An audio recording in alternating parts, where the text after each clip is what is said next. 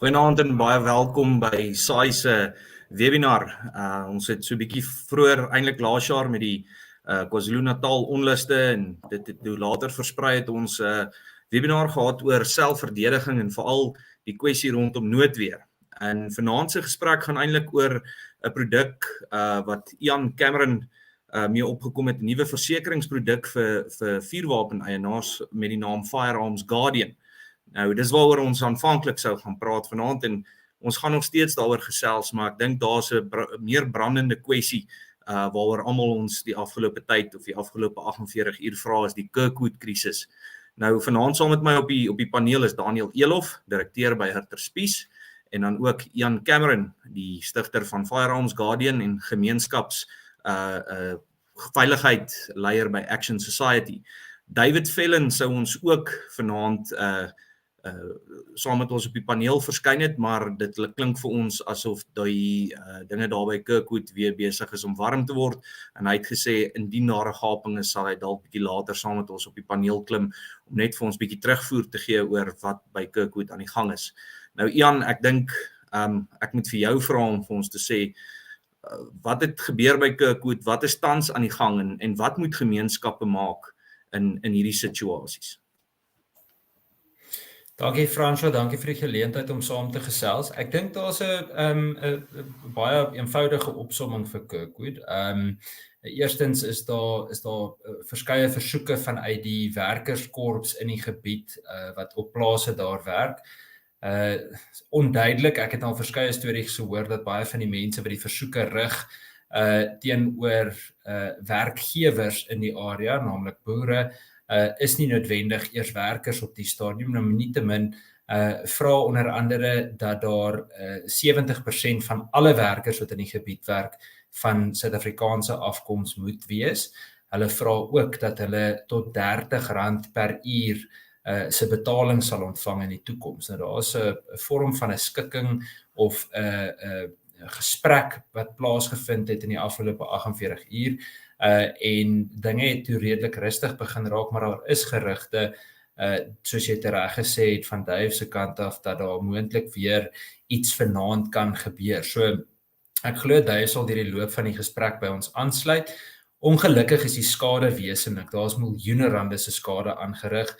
Plase is letterlik afgebrand, boere se huise, ander werkers se huise is afgebrand, ontsaglik baie toerusting is gebrand, en dan praat ek nie eers van dierimplemente, goed soos trekkers ensovoorts, wat net absoluut tot niet is. So ek dink, daar's 'n paar goed waaroor mense hier moet gesels. Ek dink in die eerste plek moet ons praat oor wat nou, wat leer ons daaruit vir die res van die land, hoe kan 'n mens dit voorkom? Ek dink dit is belangrik om te praat oor wat doen jy in daardie situasie, en ek dink dit is belangrik om te gesels oor wat kan jy in jou persoonlike hoedanigheid, nie net as gemeenskap nie, maar in jou persoonlike hoedanigheid doen, om voorkomend op te tree met hierdie tipe krisisse wat ons eintlik redelik gereeld begin sien. Dit is iets wat beslis aan die toeneem is. Ja, ek dink dit sal 'n goeie begin wees. Jan, ek wil net ook vra vir al die kykers op YouTube, Facebook, LinkedIn, stuur asseblief vir ons julle vrae in die kommentaar afdeling. Ons gaan 'n vrae en antwoord sessie hier aan die einde, en as daar enige regsvrae is, ons sal weer die kwessies van noodweer hanteer. As jy jou vuurwapen gebruik, wat is die implikasies daarvan? En ek dink ook, dis hoekom vanaand se gesprek oor die Firearms Guardian produk so belangrik is. Nou, Firearms Guardian is 'n versekeringsproduk wat vir jou regsdekking gee, sivielregtelik en strafregtelik, indien jy jou vuurwapen moet gebruik. En ek dink vir ons as Saai, wat 'n organisasie is wat die regte en belange van familieboere beskerm, is veiligheid 'n groot kwessie vir ons, en is dit vir ons belangrik om daarop te fokus, en baie boere het vuurwapens en is absoluut afhanklik van dit deur die dag en in die nag. Maar baie mense is partykeer bang om hulle vuurwapens in hulle huise te gebruik, of om dit te gebruik in 'n situasie waar hulle lewens bedreig word, want wat gebeur en wat is die gevolge daarvan? En ek dink dit is hoekom ons so dankbaar is vir 'n produk soos Firearms Guardian.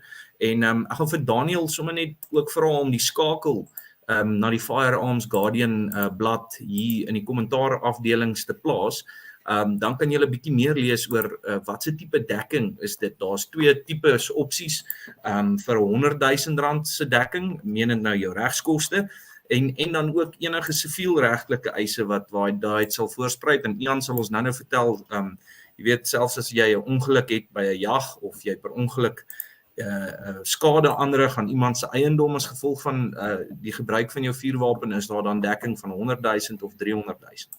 Maar voor ons met die Firearms Guardian gesprek verder gaan, Jan, hoe maak ons nou in hierdie geval? En ek dink dis baie dieselfde soos laas jaar met die onlus.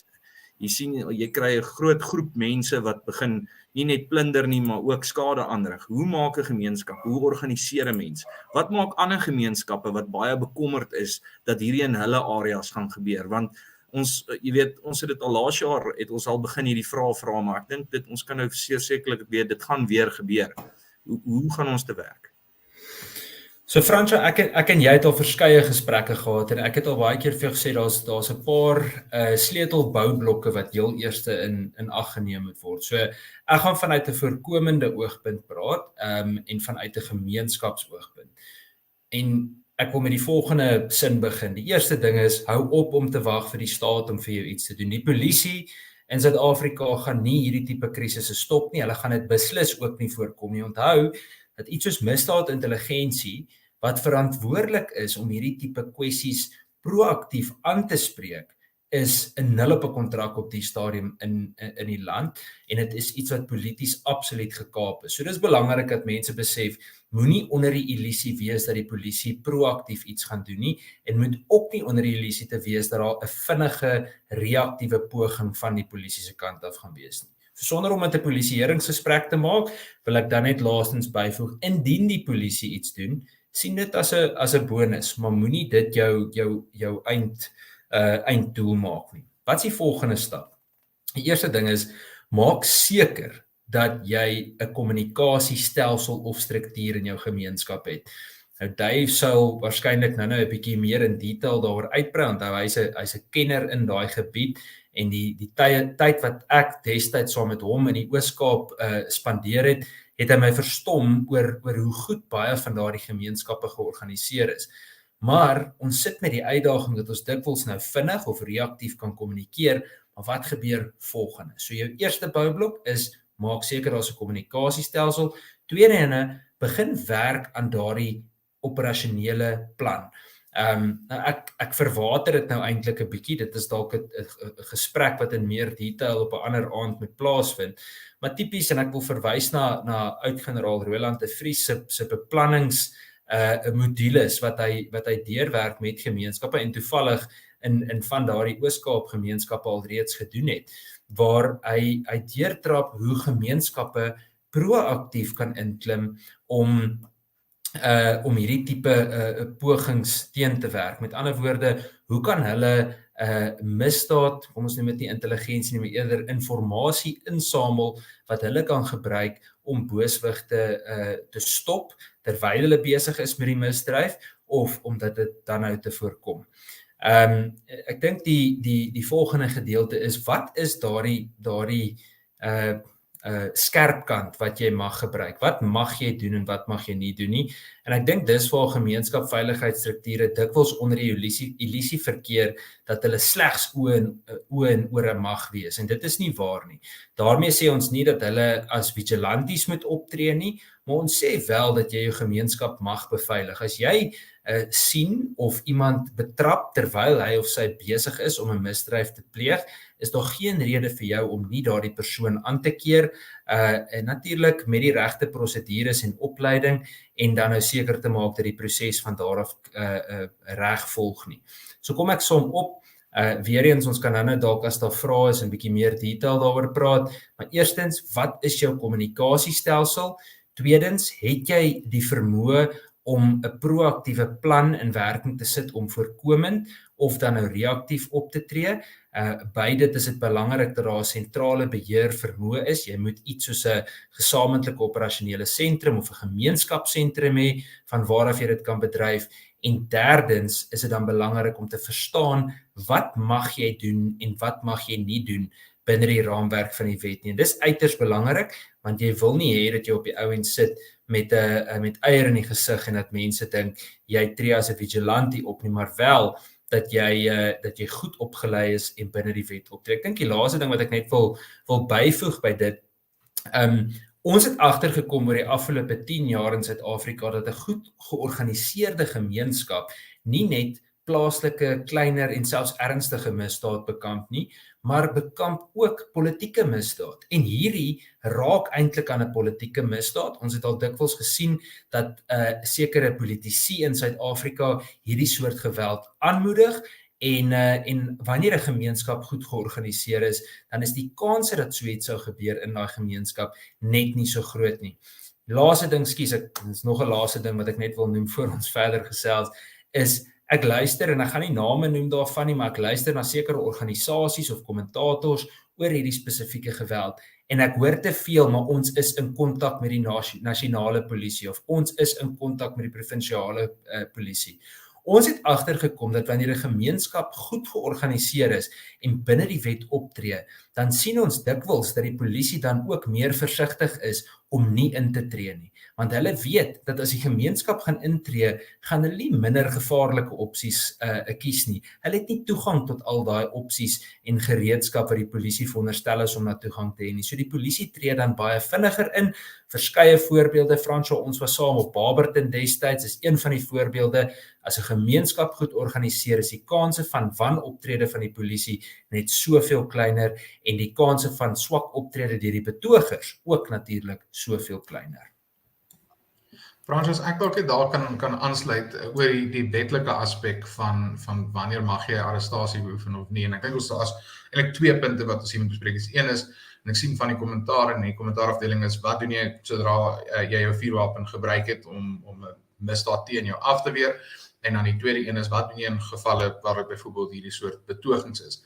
Nou, die strafproseswet praat in artikel 42 van onder watter omstandighede mag jy sonder 'n lasbrief, mag 'n privaat persoon iemand arresteer. En soos wat ek dink redelik baie mense weet, dit indien 'n persoon 'n bylaag 1 vir Schedule 1 misdryf pleeg. Nou dis goed soos hoogverraad, openbare geweld, moord, verkrachting, seksuele aanranding. Jy weet, dis daai tipe brandstigting word ook byvoorbeeld daar ingesluit, kwaadwillige saakbeskadiging. Dis 'n hele lys van goed, maar dis die redelike ernstige oortredings. En is ook natuurlik die soort oortredings waar 'n persoon wel sal wil 'n burgerlike arrest of 'n privaat arrest afdwing.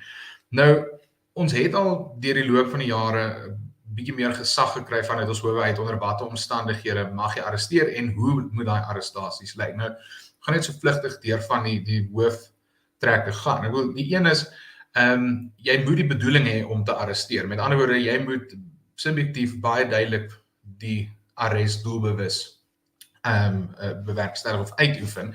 So byvoorbeeld, as iemand vlug van jou af en jy skiet op hulle terwyl hulle vlug, dis nie 'n arrestasie nie. Jy is nie besig om die persoon te probeer arresteer en dan daarna aan die polisie toe oorhandig nie.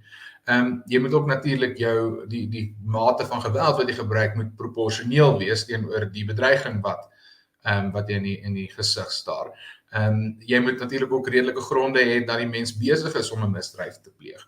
So daar's al hierdie faktore en ek weet baie mense vra altyd veral vir ons in die beroep, wel wat moet ek doen as X gebeur? Die feit van die saak is dat die wet is nie so geskryf vir elke liewe moontlike scenario waarin jy kan wees nie, maar jy kan deur goeie opleiding, deur jou regte te ken, kan jy redelik verantwoordelik in hierdie omstandighede optree. En dit is eintlik maar op die einde waarop dit neerkom. Ek bedoel, daar's die reg aan die een kant en wat jy mag doen, maar dan is daar die ander kant van, gaan jy dit behoorlik doen en doen jy dit met die nodige opleiding, die nodige omsigtigheid en binne die perke van die wet. Yes, dankie Daniel. To all our English listeners, please post your questions in the comment section as well. We'll be happy to follow up on all the questions at the end of the session.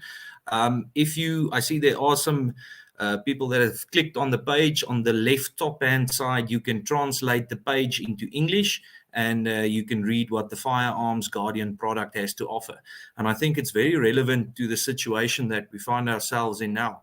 is when you are defending yourself, your family, or your property, what will happen when you do defend yourself with a firearm? Now, we can go into that question just now. I just want to ask Jan, there must have been some situations like this where you guys have been in the past. How did you handle it? A bit more of a practical explanation of what you guys did on the ground. And maybe you can just use some examples from what David has been communicating to you to and from the Kirkwood area.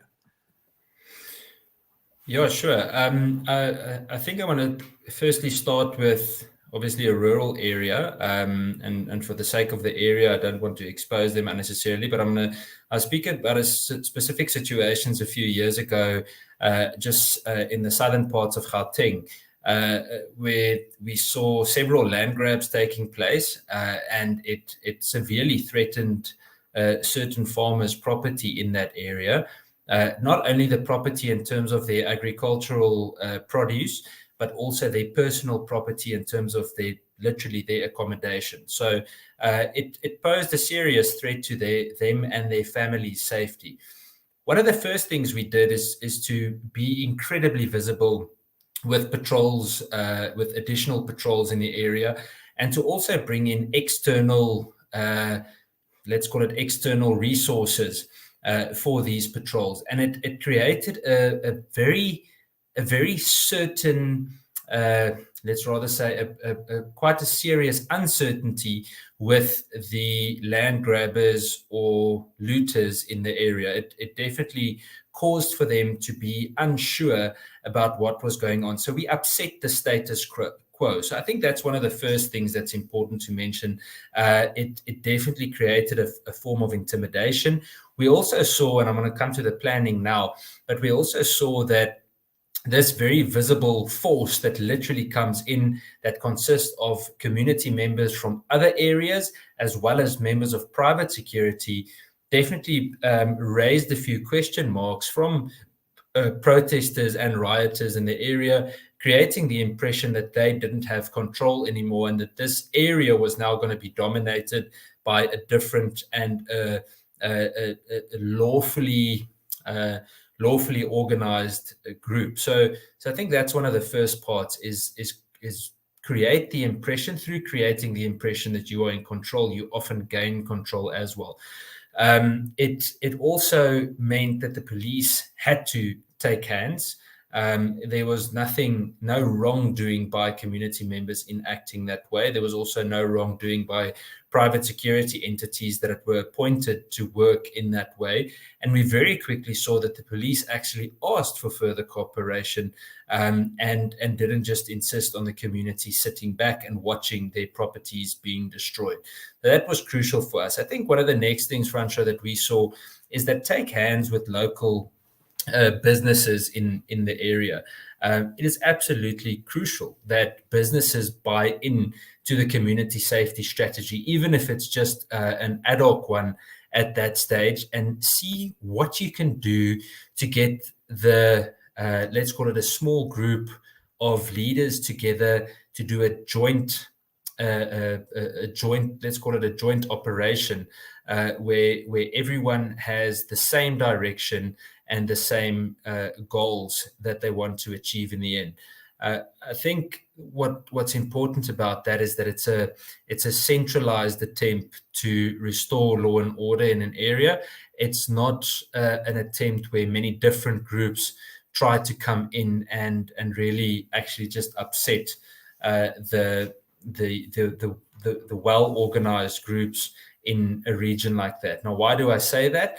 I want to use an example from, I don't know if you remember the case of a high school in Vereniging I think it was about 4 or 5 years ago, where different organizations protested outside of the school, and without getting into a political discussion, it really caused a lot of upset, not only in Gauteng or in Vereniging, but even across the country, to the point where whilst we were safeguarding the school, on one day we had over 2,500 protesters in front of the main gate at the school. The funny thing was, many of them were under the impression that there were hundreds, if not more, security personnel looking after that school. And we heard them communicating with each other. Little did they know that we were only about 25. And they couldn't understand how we were so well organized and not showing any form of intimidation or giving in to their supposed intimidation, whilst there was such a small group of security personnel on the inside. I think the biggest threat that we had there wasn't the protesters or possible wrongdoing from our side. The biggest threat that we had was external groups driving in from nowhere, getting involved in racial slurs and really just bad behavior outside of the school grounds, and eventually that caused a lot more upset than what was necessary, in the region at that stage. It's something that we could have de-escalated far quicker had there not been conflict by random people that showed up because of WhatsApp messages that were recklessly shared all over the country, and where there were supposed calls for help. And that's another part that's important from the Kirkwood situation. The few people that I've spoken with, Dave included, a lot of messages were sent around saying that the urgent help is needed, people need to go there immediately. That often causes for further challenges, especially when you don't have a centralized management or command structure in that region. Because what often then happens is that we have people that aren't well trained, that aren't involved in the local community structure, that aren't well disciplined, that get involved in sideshow conflicts that have the potential of really causing far more damage than what is needed. So I think, as practical examples, it's important that people don't just share things because they're sensational, but that they check their facts, and that they, if help is needed on ground level, confirm that with community leaders in the area, instead of getting involved in unnecessary political uproar, where we could have rather stayed away. Dankie, Ian. I would just like to remind you of a discussion that we had on the 14th of July last year. Daniël will be posting the link to what are your rights when you are defending yourself, not only during a riot, but also in your home with regards to your firearm. It was a whole discussion that myself, Ian, Daniël, and Advocate Johan Haman had regarding the rights when you are using your firearm.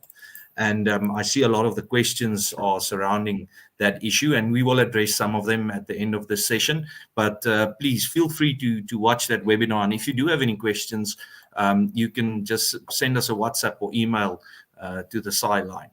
Ian, before we go any further, I think let's discuss the Firearms Guardian product. How did it originate?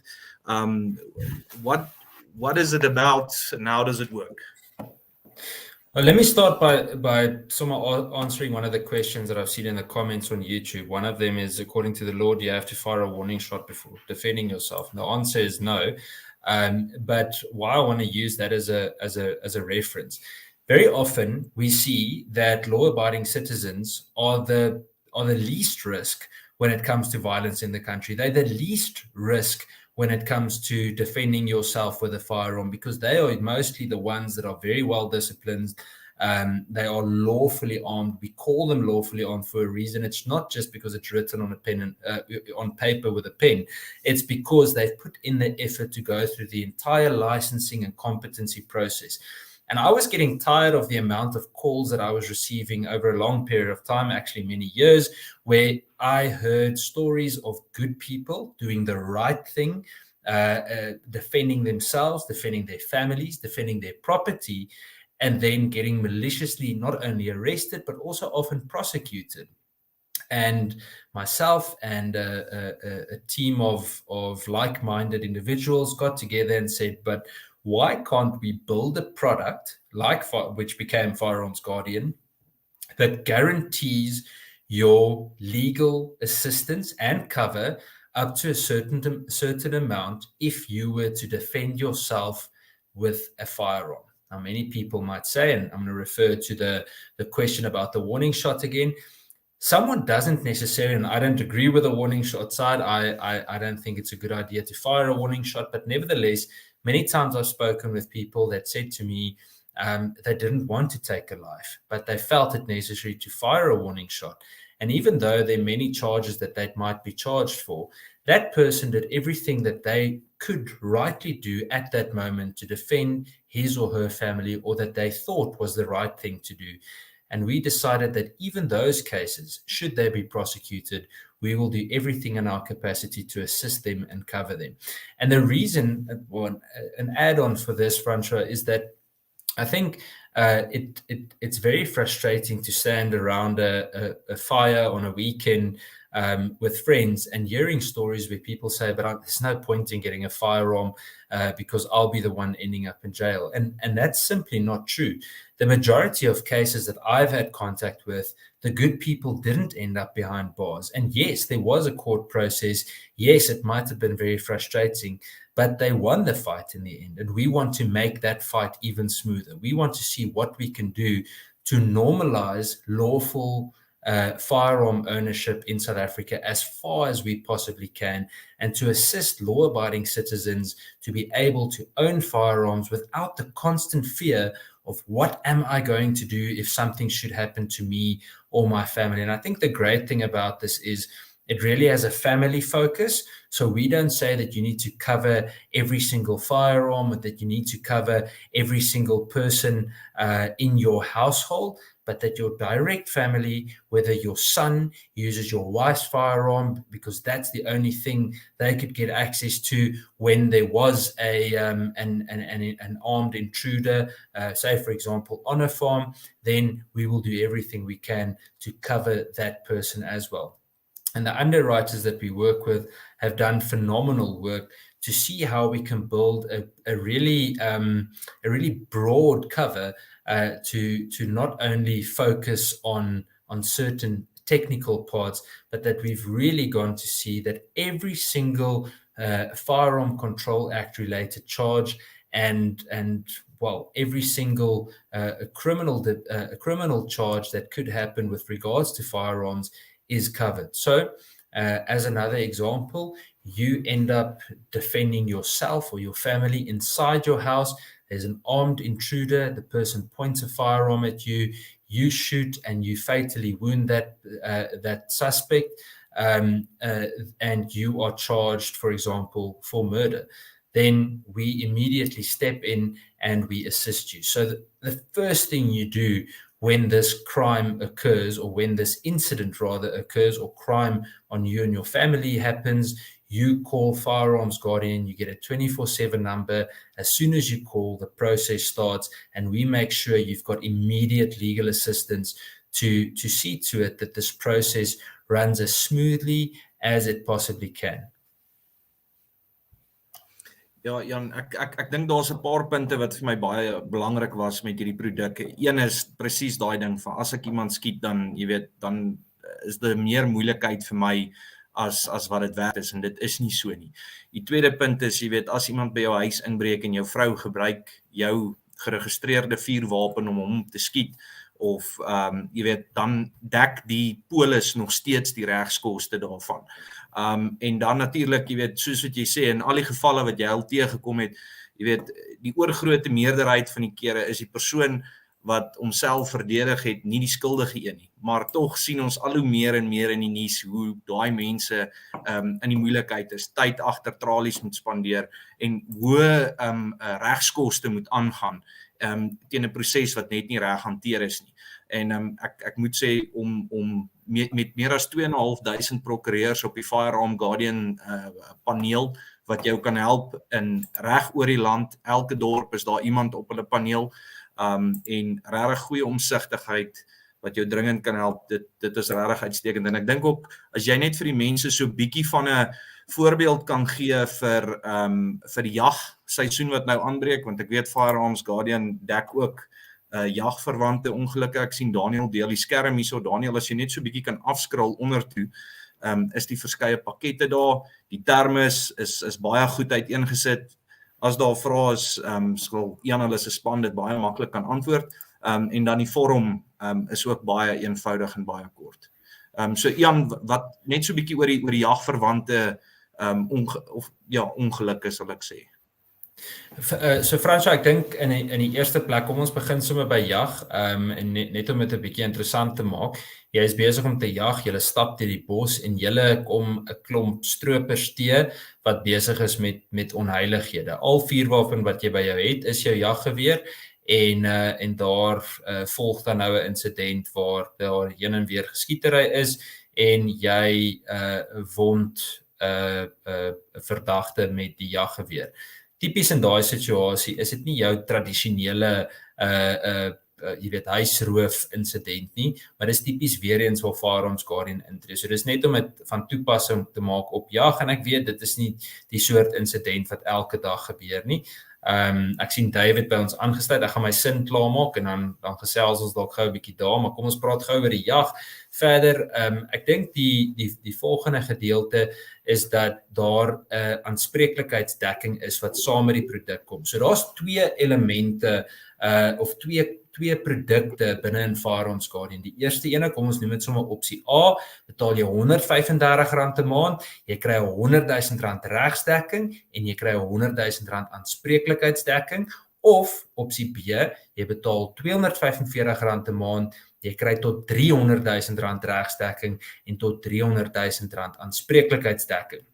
Jy kan kies watter opsie jy wil hê, maar die aanspreeklikheidsdekking skop regtig in met iets soos jag. So jy skiet per ongeluk 'n dier wat jy nie veronderstel was om te skiet nie.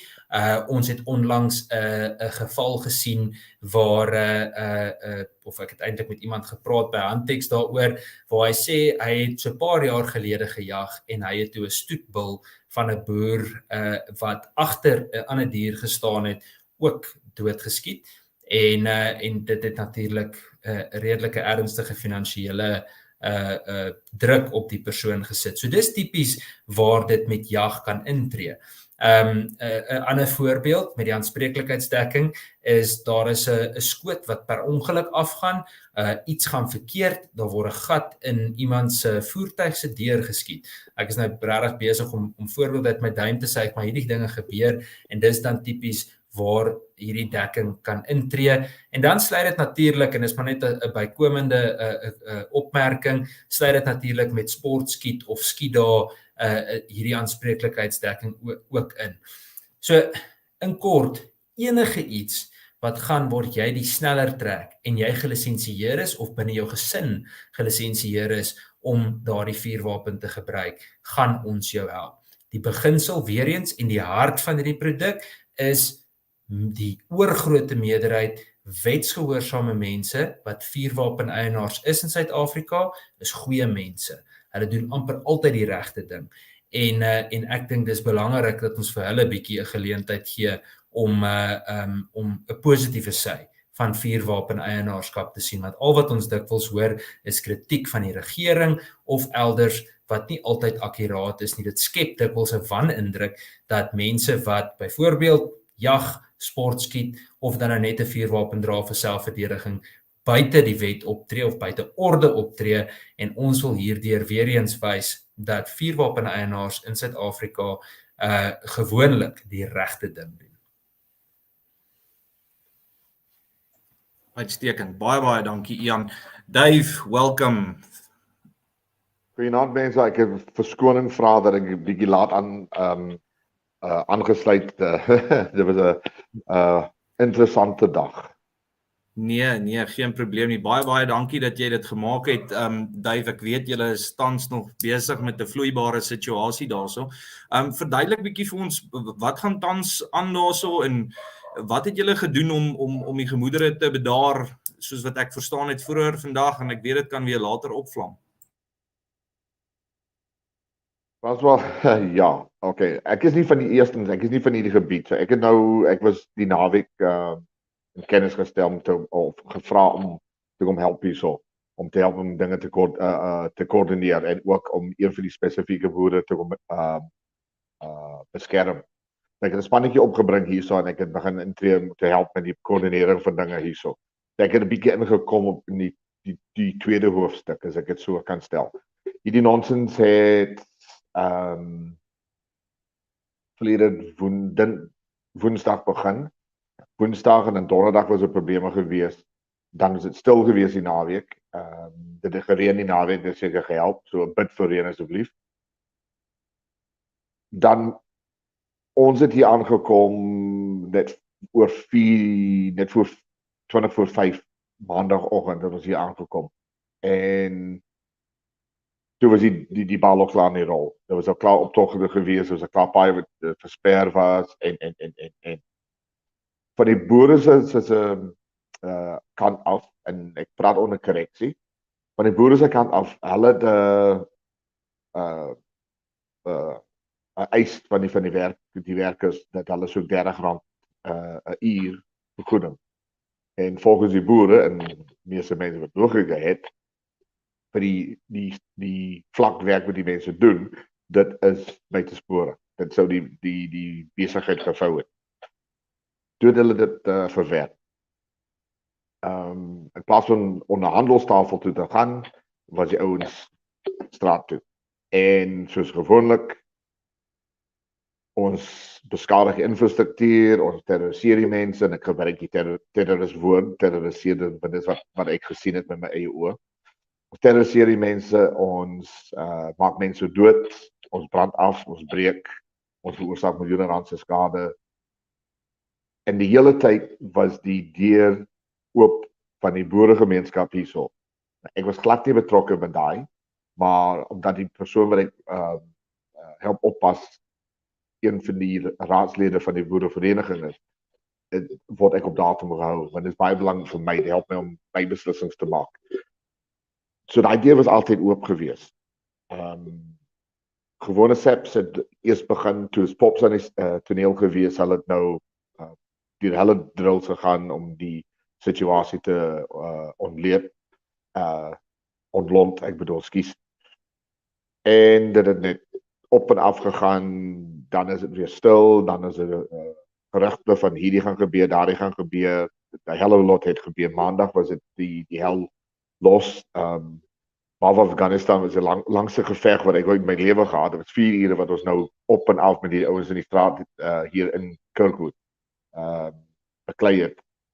En ja, okay, dit was 'n lang antwoord geweest.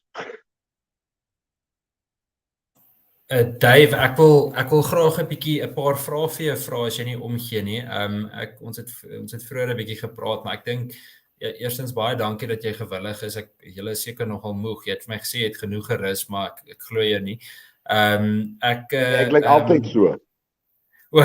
Dankie, ek het vergeet. Hoorie, Dave, ek wil vir jou 'n vraag vra in terme van die gemeenskap. Wat se rol het die gemeenskap tot dusver gespeel? Nou, ek het baie boodskappe en gerugte al gesien, maar wat se funksie het die gemeenskap gespeel volgens jou en wat was die goed wat vir jou positief was? Wat het uitgestaan van die gemeenskap tydens hierdie geweldige onrus wat jy beleef het? Okay, ek neem aan jy verwys nie na die gemeenskap wat afbreek en plunder en doodmaak. Ek neem aan die breë gemeenskap. Jy praat presies reg, jy weet wat ek bedoel. Alright, hierdie selfoon vir my, wat ek het, ek dink hy is so 3 maande oud. Hy is nou 5 jaar oud. Na hierdie laaste 3 dae. Want een of ander persoon het my naam begin versprei as 'n kontakpersoon, omdat ek nou, daar was 'n vakuum gewees, en ek het ingestaan, en toe word ek sommer die koördineer om te help dinge koördineer hierso.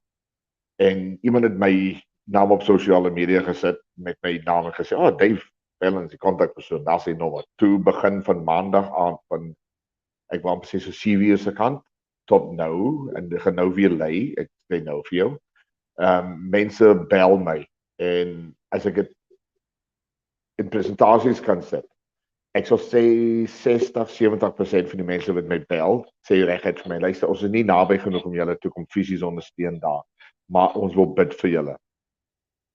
Wat moet ons? Sê vir ons, wat het julle nodig?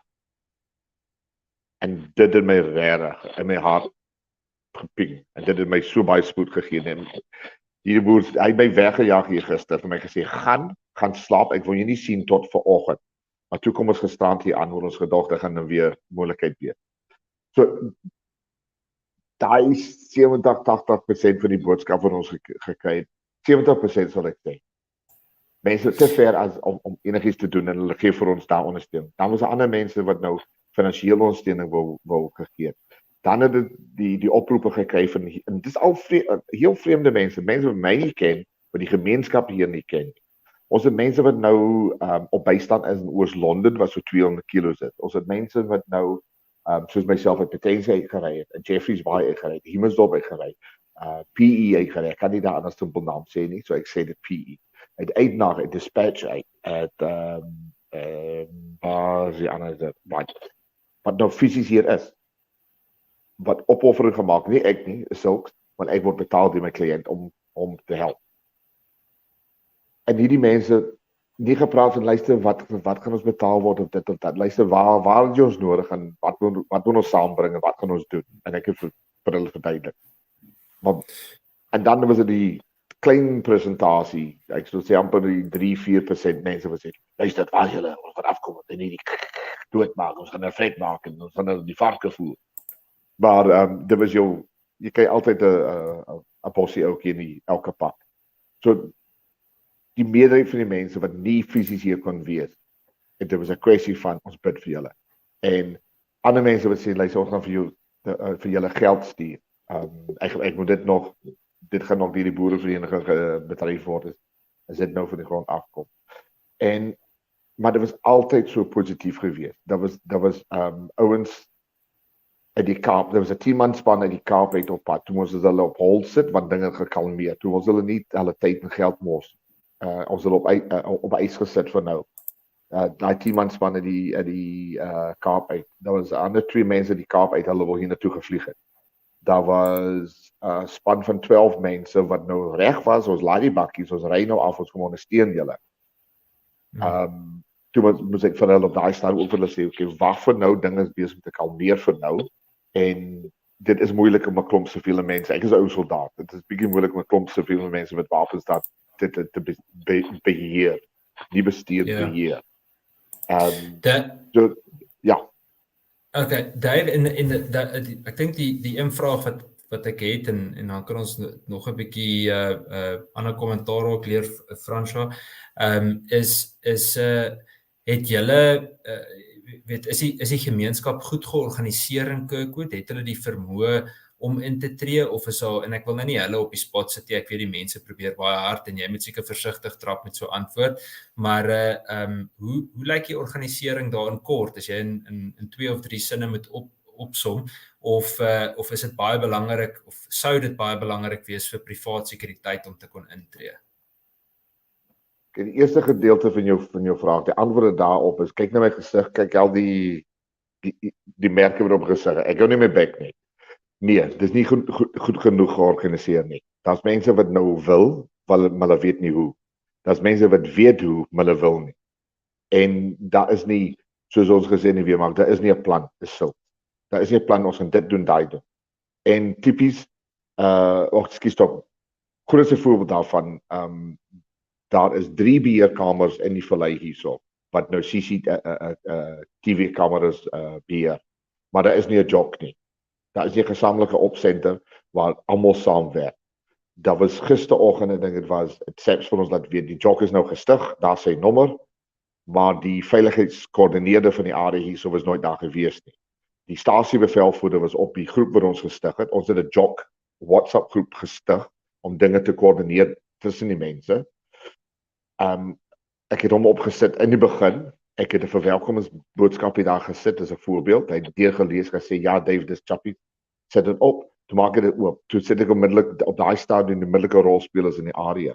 En ongelukkig vanaand het die stasiebevelvoerder besluit om homself te verwyder van die groep, en sy rede is hy's op die SAPS groep en dit is 'n bietjie te veel inligting. So ons het geen skakeling tussen ons, direkte skakeling tussen ons en SAPS op hierdie stadium, wat vir my 'n skande is. En ek is eerlik, ek is nie skaam om te sê. Skus, jou tweede vraag was die sekuriteitsverskaffers. Sover as hulle aanbetref, hulle is opgelei daarvoor, is toegerus daarvoor. En hulle die nommers en dis hulle werk en hulle het baie goeie werk. Ons het selfs ouens uit die Pretoria uitgekry wat nou hier is. Ek gaan nou nie name noem nie. En ek het in 2018 toe die laaste ronde ek verwys na Bonnelsports. Toe die laaste ronde Bonnelsports hier gehad, was hulle hier en hulle uitstekende werk gedoen. Ons moet hulle gebruik. Maar wat doen jy tot die sekuriteitsmense daar aankom, tot pops hier aankom? Wat doen jy dan? En dit is waar die gemeenskap inkom. Ek het daar by die huis in Potensie 'n brandweer sleepwa van die brandweer af. En ek is nie 'n brandweerman nie. Maar ek is die stopgap. In Engels noem ek weet nie wat die Afrikaanse term is. Ek is die stopgap as er 'n brand is tot die brandweer daar aankom.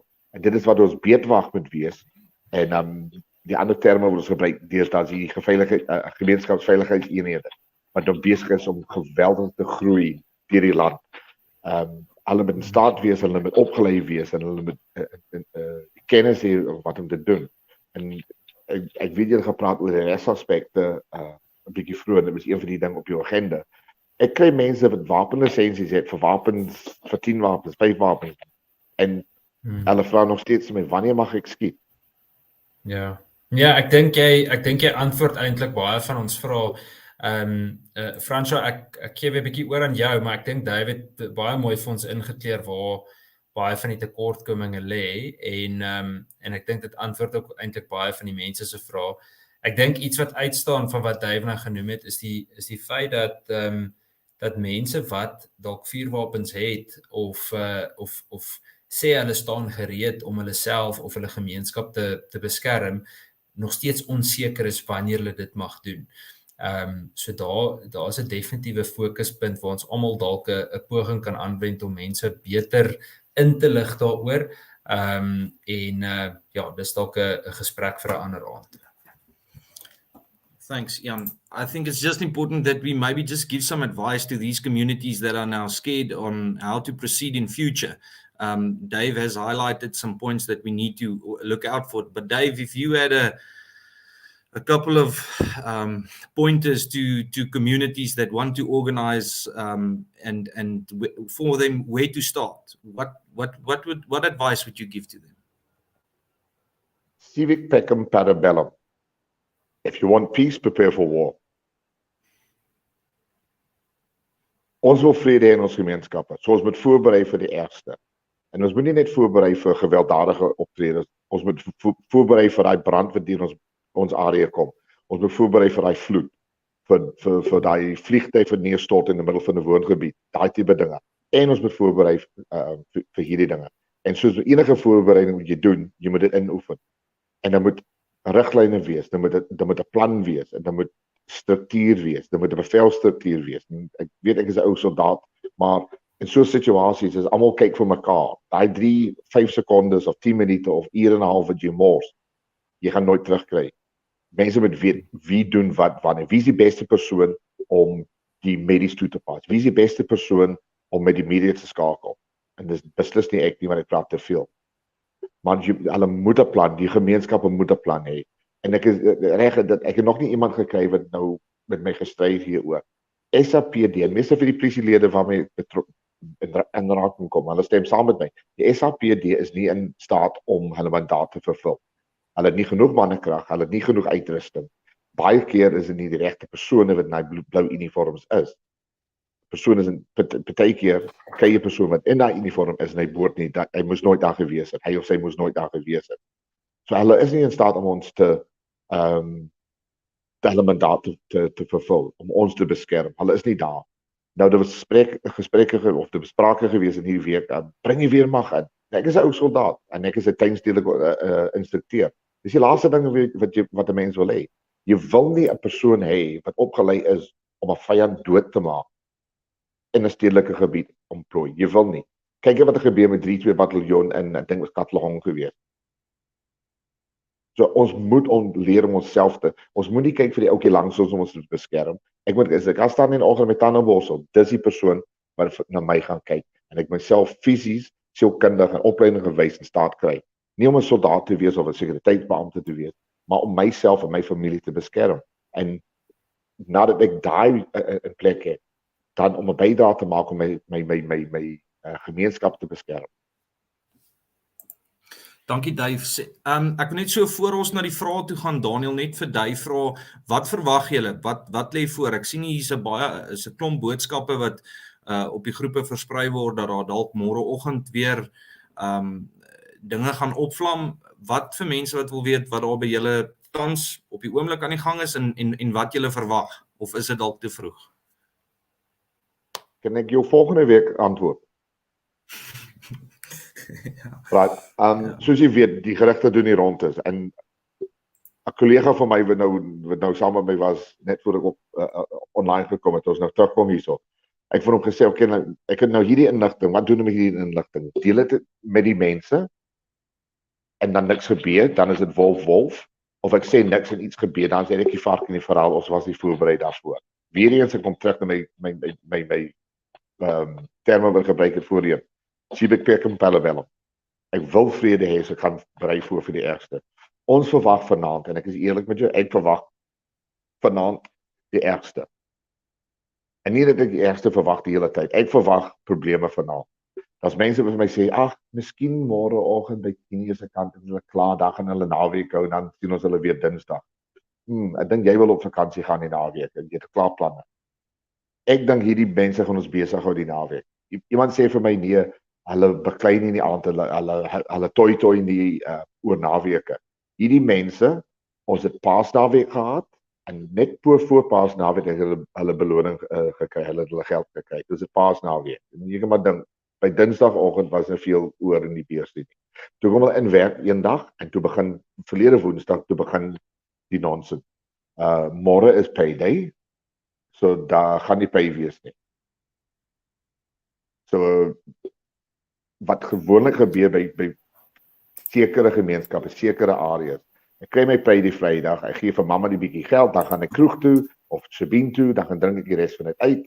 Dan kom sluit mamma by my later aan en dan drink ons verder die naweek en op Maandag gaan vra ek vir my werknemer, gee my vir 'n bietjie geld om te leer tot die volgende payday.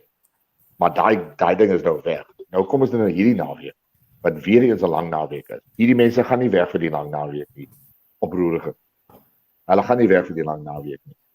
Nou sit hulle nou die laaste 2 weke het hulle nie geld gekry of ja, dis basies 2 weke hulle nie geld gekry het nie. En hulle het baie suksese gehad wat ek gesien het Maandag. My baie teleurgestel in ons land, in ons mense en ons polisie diens. So ek verwag ons gaan probleme hê vanaand. Is al klaar gesprekke van goeietjies nou besig om by mekaar te kom op plekke. Dis hoekom ons nog so laat was. Ons moet net gou uit op soet om te gaan kyk daarna om seker maak dat dinge is rustig. En hulle is besig om te broei. Dis nou Kirkwood. Op Edo wat net langsaan is, een van ons eisters daar wat die Gemeenskapveiligheid hardloop, daar John Alderman, nog 'n Engels sprekende mannetjie. Hy bly net langs die woongebied en hy sê vir my, Dave, vanaand, en ek ken hy man, hy sê vir my, vanaand is dit 'n ding, vanaand gaan Edo beslis, en hierso by ons, ek dink ons gaan probleme hê vanaand. En die ouens is op hulle hoede, ons het gepraat daaroor, en ons het sover as moontlik voorbereiding gedoen daarvoor, sover as wat ons kan. Nee, baie dankie Dave en dankie vir dit wat julle doen en dankie dat jy die tyd gevat het om vanaand met ons te praat, veral in die hitte van die konflik daar by julle in sterkte en as jy nog so rukkie kan aanbly vir die vrae en antwoord sessie sal dit great wees, maar ek weet julle manne is besig. Hier is my breek. Ek is meer as welkom om te sit op my sterk vir 'n rukkie. Ja, thanks man Dave, ek waardeer. Daniël, kan jy ons afskop met die vrae asseblief? Natuurlik, kom ons gaan sommer hierso eerste in die kommentaar afdeling van Johan Hamman, 'n vorige gas eintlik op hierdie webinar reeks.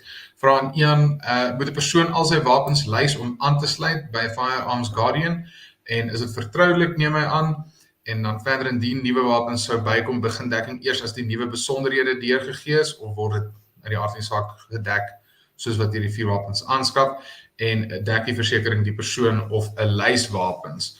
Daar's 'n hele paar vrae hierso, maar kom ons begin sommer met daardie paar. Jan? Daniël, ek wil net vra, as jy net die vraag op die skerm hou, dan kan ek sommer deur dit so werk en dan kan ek dit so bespreek. Ek dink eerstens, Johan, ek mis jou eintlik op die paneel. Dis Francois se skuld. Maar ek dink eerstens jy hoef nie jou wapens te lys nie, glad nie. Die versekering is ook nie gebaseer op spesifieke wapens of die hoeveelheid wapens wat jy het nie. Dis absoluut die persoon wat gelisensieer is. Verder, ons gaan nie vra watter wapen jy het in die eerste plek of wapens jy het nie, maar dit is natuurlik ook vertroulik enige inligting wat jy aan ons verskaf. Die nuwe wapens, daai vraag, ek dink dit is reeds gedek oor die feit dat ons nie die wapens vra nie. En ek wil nie daai laaste vraag hê, as ek byvoorbeeld registreer op 'n vreemde plek 'n wapen leen, is daar steeds dekking. Ons sal moet gesels oor presies wat jy bedoel daarmee. Ons fokus absoluut op jou as die gelisensieerde persoon of iemand in jou direkte gesin. Met ander woorde, kom ons sê jou vrou of jou kinders wat in daardie huis is, of jy gebruik dalk een van hulle vuurwapens oor iets wat plaasvind, maar dit word in die onderskrywing in die polisbewoording word dit ook dan so aangedui. En dan indien die wapen 'n vervalde lisensie het, dit hang ons af wat die wat rondom of wat die omstandighede is rondom daai vervalde lisensie. As jy vir die afgelope, kom ons sê 10 jaar rondgeloop het met 'n vervalde lisensie, dan skep dit natuurlik 'n bietjie agterdog. So dit maak dit uit die aard van die saak moeilik, indien dit een van hierdie amnestie of dan nou kom ons noem dit eerder 'n nie amnestie kwessies is, dan natuurlik gaan ons jou bystaan. Ons probeer ook kyk wat ons kan doen net in terme van advies vir mense om nie onnodig wapens te moet ingee of weggee nie, en die rede is eenvoudig die laaste punt. Ongelukkig sien ons dat baie mense wat wapens ingee, dat dan uiteindelik weggee en dit op die ou end in die hande van kriminele beland. Jan, dankie. Dan, ek sien is 'n hele paar vrae in die kommentaarafdeling oor wanneer mag jy 'n vuurwapen gebruik, wanneer mag jy geweld gebruik ensovoorts. Frans, ek dink is baie sinvol dat jy verwys het na daai vorige gesprek wat ons in Julie verlede jaar gehad het.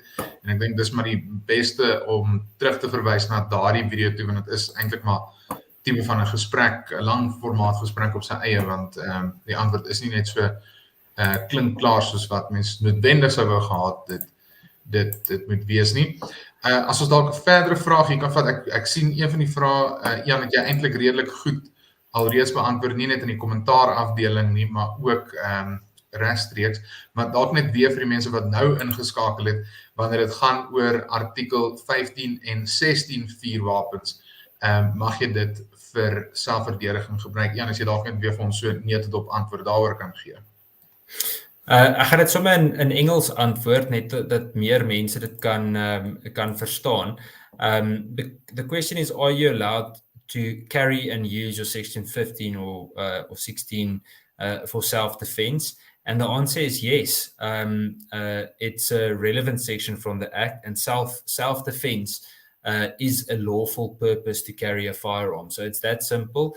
As hy Daniël het die antwoord nou net daar opgesit, en daai het ek eintlik bekom by 'n oud kollega van my wat dit al baie mooi uiteengesit, maar die beginsel is eenvoudig dat daar word nie bepaal watter wapen jy gebruik het vir selfverdediging nie.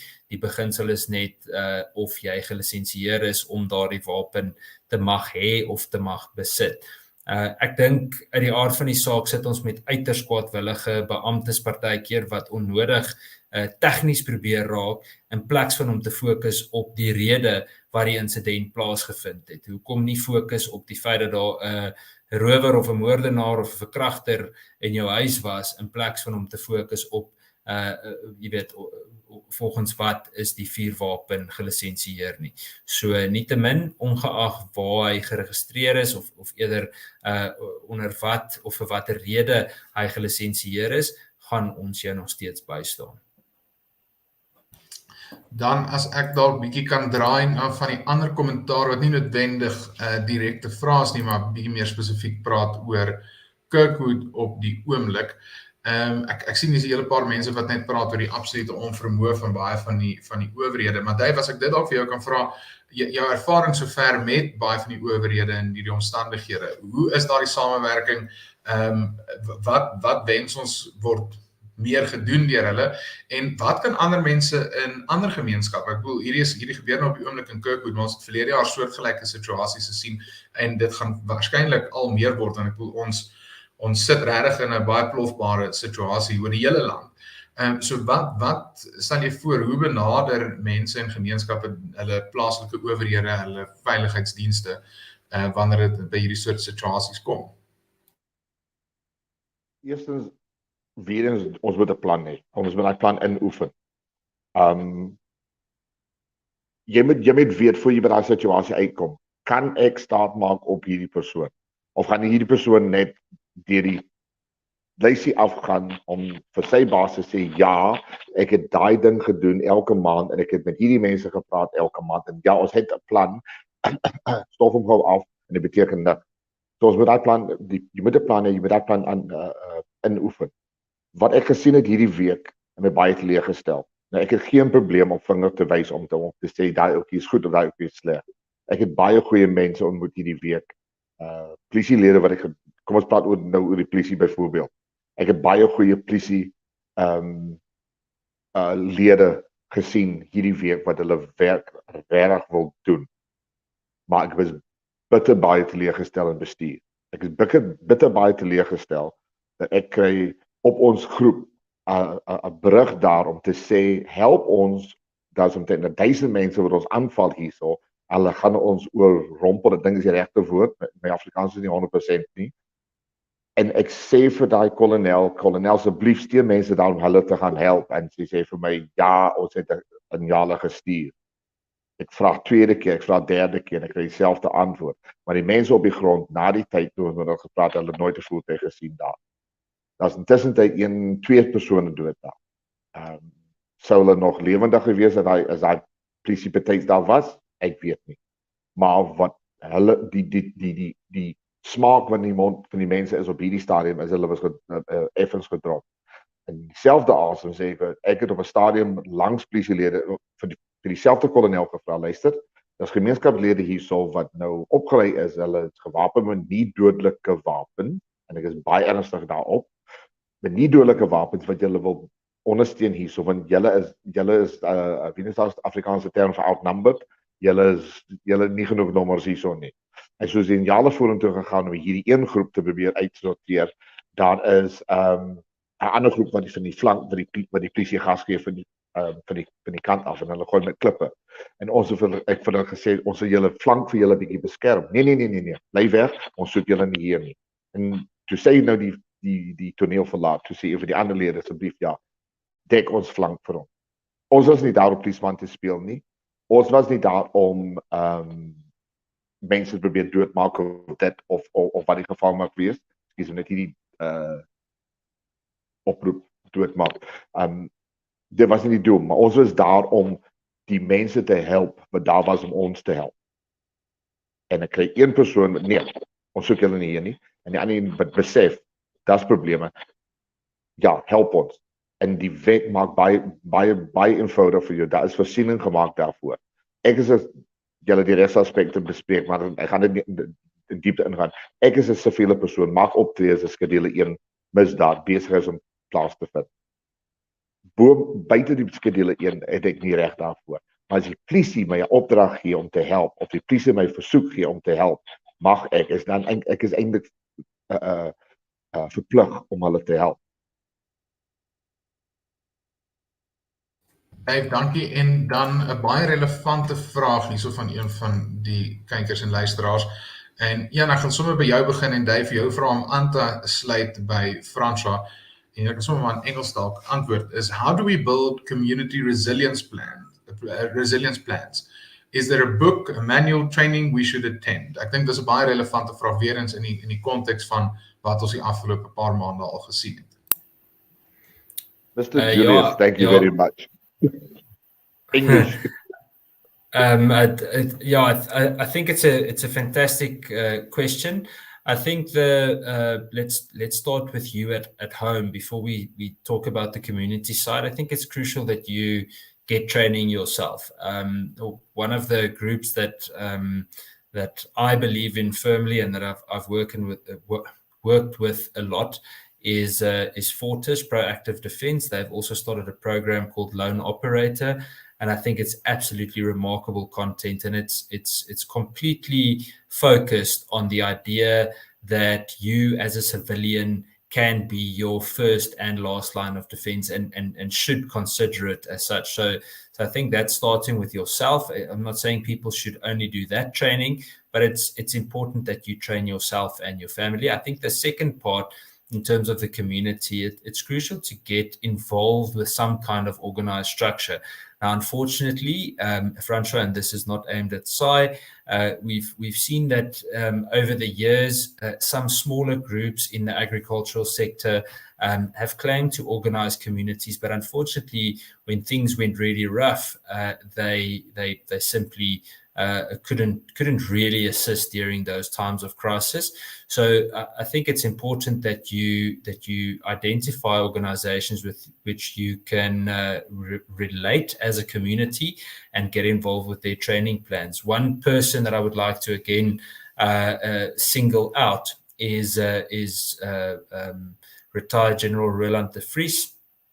He wrote a remarkable book about the safety of communities, and I think that should be considered a manifest for all community safety structures.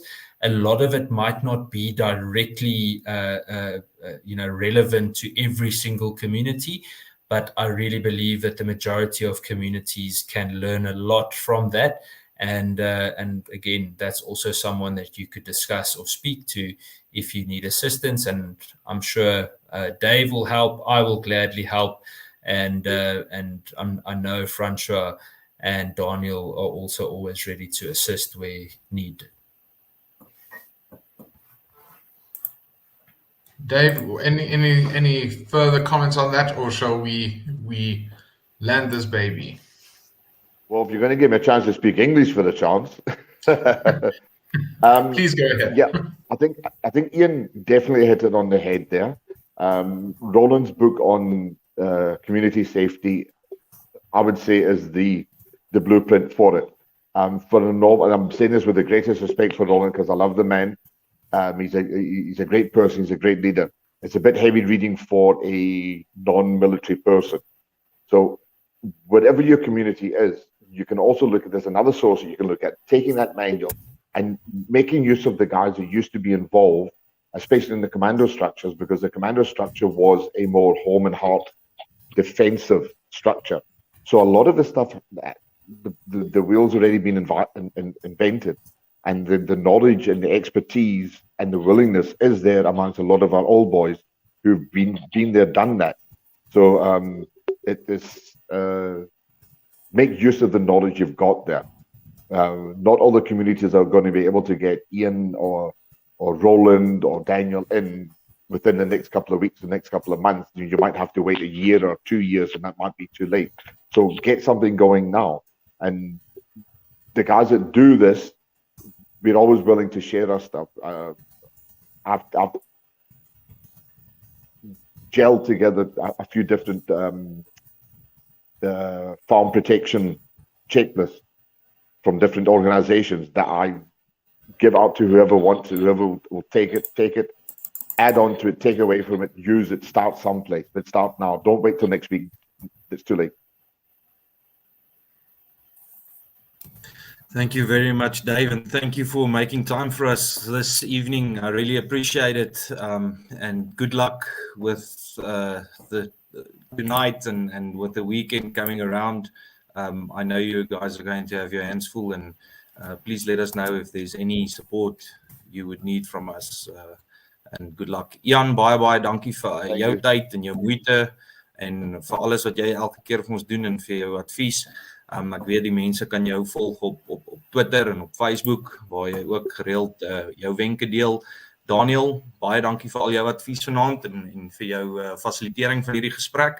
I would just like to refer you to our previous webinar again. I see there was some questions with regards to the lethal use of force to be used when protecting your property. The opinion on that question is quite divided, so I would, and it's a long discussion. But you can look at you can watch the previous webinar on YouTube on our side channel. Please also go and have a look at the Firearms Guardian page with all the relevant information that you might need for this wonderful product that I think if you have a firearm, if you are a firearm owner in South Africa, a licensed firearm owner, you need this type of insurance because somewhere or another you will be you're going to have to use it. And for any further questions, you can WhatsApp us on the Saai WhatsApp line 066 071 6094. We'll be happy to give you any further information, or if you just have any further questions, just send us a message on there. Gentlemen, as always, it's been a pleasure. Thank you so much. Have a good evening. Thank you. Good night.